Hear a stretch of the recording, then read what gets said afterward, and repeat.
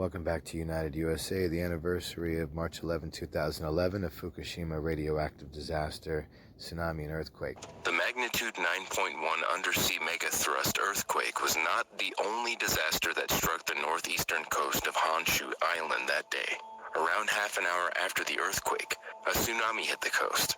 It was actually this giant wave that brought more devastation than the earthquake. More than 200 square miles of ground were flooded, taking away thousands of lives and causing damage worth hundreds of billions of dollars. At the town of Okuma, in the Fukushima prefecture, the tsunami flooded the nuclear power plant, cutting off the power supply to a system responsible for cooling down the nuclear reactors.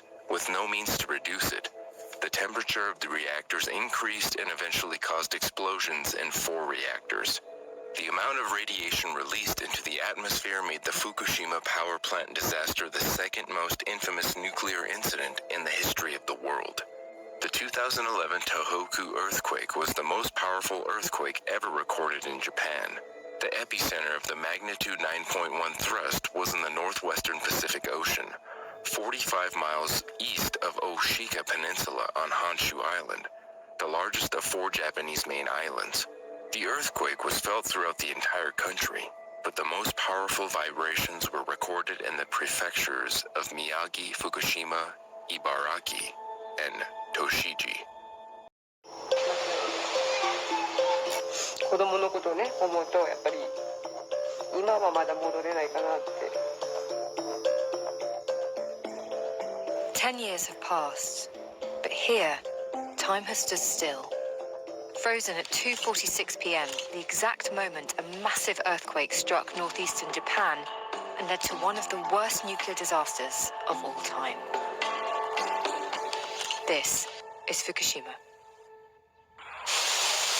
Japan has been hit by its biggest earthquake since An records explosion began. was heard and smoke seen at the power plant. The images of destruction and flooding coming out of Japan are simply heartbreaking. On the 11th of March 2011, a magnitude 9 earthquake struck here. It caused a tsunami which killed more than 15,000 people and led to a meltdown at TEPCO's Daiichi nuclear power plant. Whole towns were washed off the map, leaving nothing behind. Over 100,000 people were evacuated. But how did an earthquake lead to such an enormous disaster? And what was it like for the people who were at the epicenter? From the most powerful earthquake in the history of Japan was going on, no one was aware that the earthquake was the prelude to yet another drama. At the Fukushima Daiichi nuclear power plant, a disaster of unprecedented proportions was about to happen. There was no risk. As the steam pressure rose to a dangerous level in the reactor vessel, the depressurizing valves opened. Gas was forced into the wet well suppression pool by a venting line. The water acted as an efficient filter by trapping much of the radioactive elements. But the water was no longer cooled because the emergency diesel generators were out of order, and it soon began to boil, thereby reducing its filtration capacity. The wet well suppression pool and the communicating containment began to enter into an overpressure situation. To avoid containment rupture, the operator decided to release the gas into the atmosphere. Normally, the venting line should have led all the gas outside the building by the chimney of the plant. But hydrogen was escaping through uncontrolled leakage pathways and was released into the reactor building.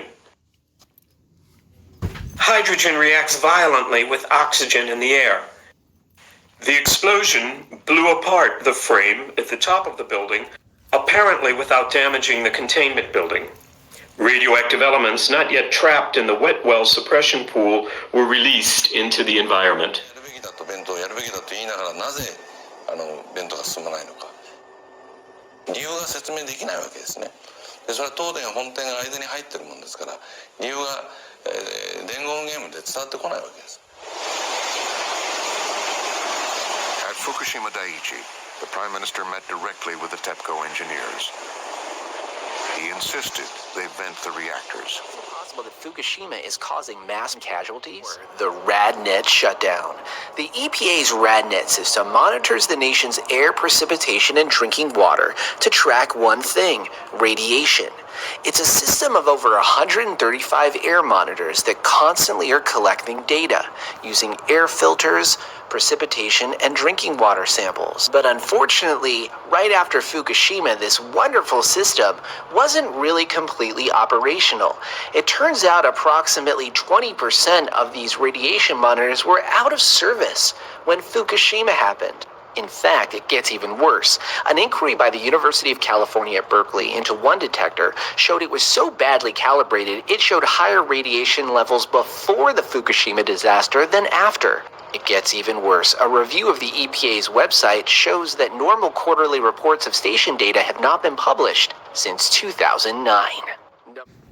Well, so much we can say about this, and these are just a few things that I'm sharing with all of you. As an example, the RadNet system that measures the radiation levels nationwide, the majority of those systems were shut down, specifically on the West Coast.